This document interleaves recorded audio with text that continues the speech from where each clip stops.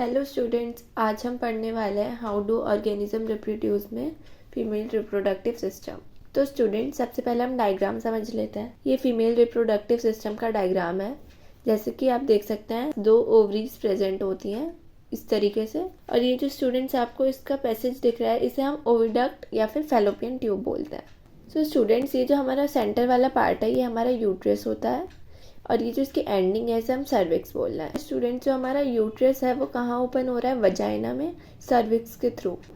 तो ये पूरा हमारा फीमेल रिप्रोडक्टिव सिस्टम है। आप इसे गौर से देख लीजिए स्टूडेंट्स, फिर हम इससे रिलेटेड सारे पॉइंट्स को कवर करेंगे। तो स्टूडेंट्स, हमारा फर्स्ट पॉइंट है द फीमेल जर्म सेल और egg cell are made in ovaries. जो फीमेल जर्म सेल होता है या फिर एग सेल, वो ओवरी के अंदर ही बनते हैं। और स्टूडेंट, जो ओवरी होती है वो रिस्पॉन्सिबल होती है कुछ हार्मोन्स की प्रोडक्शन के लिए।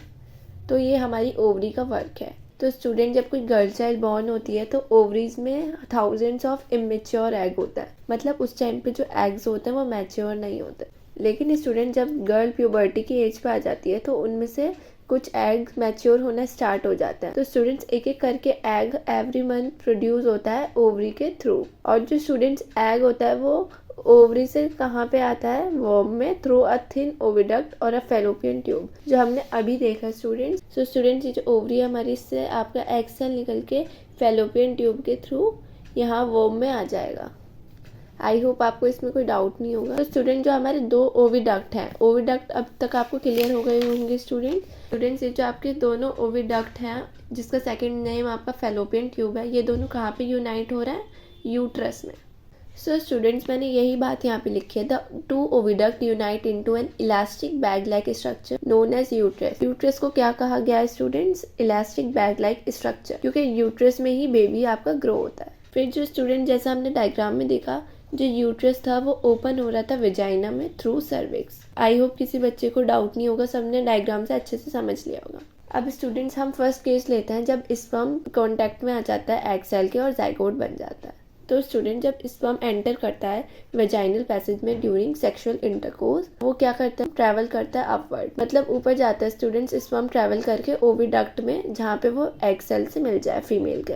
सबको पता है स्टूडेंट्स, स्पर्म हमारा मोटाइल होता है। सो स्टूडेंट्स, जब स्पर्म एंड एग का फर्टिलाइजेशन हो जाता है तो जाइगोट बन जाता है, उसे हम जाइगोट बोलते हैं। The fertilized egg zygote starts dividing and form a ball of cell और एम्ब्रियो। तो स्टूडेंट, जो फर्टिलाइज एग है अब हमारे जाइगोट, वो आगे भी तो डिवाइड होगा, तो वो आगे डिवाइड होता है और एक बॉल ऑफ सेल बन जाती है, जिसे हम एम्ब्रियो बोल रहे हैं। तो स्टूडेंट्स, ये सारे फंक्शंस अभी ओविडक्ट में ही परफॉर्म हो रहे थे। तो आगे जैसे जैसे वो डिवाइड होते जा रहा है, वो धीरे धीरे यूट्रस में आ जाता है। देन जो हमारा एम्ब्रियो है वो इम्प्लांट होता है lining of the uterus. Uterus की इनर लाइनिंग में वो जाके इम्प्लांट मीन्स जुड़ जाता है। Where they continue to grow and develop organ to become foetus, जहाँ पे वो आगे ग्रो करेगा और उसके ऑर्गन्स बनेंगे और वो फीटस कहलाएगा। सो स्टूडेंट्स, जो मदर की बॉडी होती है वो इस तरीके से डिजाइन होती है कि उसमें चाइल्ड का डेवलपमेंट हो जाए। स्टूडेंट्स, जो यूट्रस होता है वो अपने आप को प्रिपेयर करता है every month to receive and nurture the growing embryo. मतलब वो अपने आप को ऐसे प्रिपेयर करता है कि उसमें कोई एम्ब्रियो आए और उसकी अच्छे से ग्रोथ हो जाए। तो स्टूडेंट्स, वो क्या करता है? यूट्रस, जो उसकी लाइनिंग होती है वो थिकन हो जाती है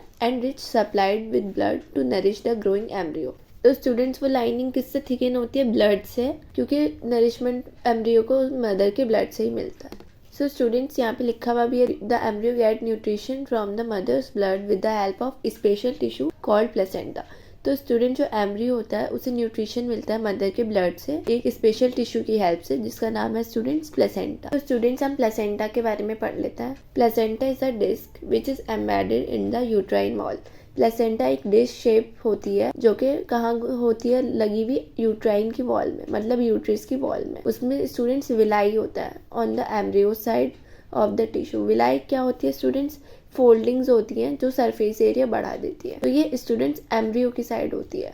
और जो मदर की साइड होती है, मतलब अंदर वाली साइड, वहाँ पे बड़े बड़े ब्लड स्पेसेस होते हैं जो कि सराउंडेड होते हैं विलाई से। इस तरीके से होगा, बाहर आपकी विलाई होगी और अंदर बड़े बड़े ब्लड स्पेसेस। ऐसा आपको स्ट्रक्चर देखने को मिलेगा। ये वाली साइड जो होगी आपकी, ये एम्ब्रियो की साइड होगी और ये वाली स्टूडेंट्स मदर की साइड होगी। स्टूडेंट्स यहाँ पे यही बताए जो विलाई का वर्क होता है वो प्रोवाइड करता है large surface area for glucose and oxygen to pass from mother to embryo, mother से वो एम्ब्रियो तक पास हो जाए। इसलिए सिमिलरली जो स्टूडेंट्स वेस्ट होता है डेवलपिंग एम्ब्रियो का वो वापस से रिमूव किसके थ्रू होता है, मदर के ब्लड के थ्रू, प्लेसेंटा के थ्रू। स्टूडेंट्स आई होप आपको प्लेसेंटा का वर्क और उसका स्ट्रक्चर समझ में आ गया होगा अच्छे से। अगर किसी भी बच्चे को कोई भी डाउट हो तो वो मुझसे पूछ सकता है कमेंट सेक्शन में। अब स्टूडेंट्स हमने जितना पढ़ा हमने उस केस में पढ़ा जब हमारा जाइगोट फॉर्म हो जाएगा। लेकिन अगर स्टूडेंट जाइगोट फॉर्म नहीं होता मीन्स हमारा जो एग सेल है वो स्पर्म के कांटेक्ट में नहीं आता तो क्या होगा। तो स्टूडेंट्स अगर जाइगोट फॉर्म नहीं होता तो जो इनर लाइनिंग होती है यूट्रस की, जो अपने आप को यूट्रस प्रिपेयर करता है, लाइनिंग थिकन करता है, अगर उसके पास एम्ब्रियो नहीं आता तो वो लाइनिंग स्टूडेंट्स ब्रेक डाउन हो जाती है, जिसकी वजह से जो ब्लीडिंग होती है थ्रू वेजाइना। क्योंकि स्टूडेंट जो इनर लाइनिंग होती है वो टूट जाती है और जब लाइनिंग ब्रेक होगी तो ब्लीडिंग होगी, क्योंकि वो इससे स्टूडेंट्स रिचली सप्लाइड थी ब्लड से। This process is called menstruation. इसी प्रोसेस को स्टूडेंट्स हम मेंस्ट्रुएशन बोलते हैं एंड सिंपल लैंग्वेज में हम उसे पीरियड्स भी बोलते हैं। It occurs at a regular interval of 28 days. ये हर रेगुलर इंटरवल में होती है स्टूडेंट्स, हर 28 डेज के बाद आपकी ये साइकिल रिपीट हो जाती है। सो स्टूडेंट जो चाइल्ड बॉर्न होता है वो किस चीज़ का रिजल्ट होता है, रिदमिक कॉन्ट्रैक्शन ऑफ मसल्स की कॉन्ट्रैक्शन का इन यूट्रस में। यूट्रस में बहुत सारे कॉन्ट्रैक्शंस होते हैं तब जाके एक चाइल्ड बॉर्न होता है आफ्टर 9 मंथ्स। तो स्टूडेंट सबको पता है एक चाइल्ड को पूरा डेवलप होने में 9 मंथ्स लगता है, जैसे हम वीक्स में लिखे तो 36 वीक्स। और स्टूडेंट्स इस पीरियड को हम क्या बोलते हैं, गेस्टेशन पीरियड। स्टूडेंट जितना टाइम एक चाइल्ड डेवलप होने में लगाता है उस पीरियड को हम क्या बोलते हैं, गेस्टेशन पीरियड। तो स्टूडेंट्स इसी के साथ साथ आपका ये लेक्चर खत्म होता है। एक छोटा सा पार्ट है हमारा रिप्रोडक्टिव हेल्थ, को हम नेक्स्ट वीडियो में कवर करेंगे, फिर आपका ये चैप्टर एंड हो जाएगा। Thank you.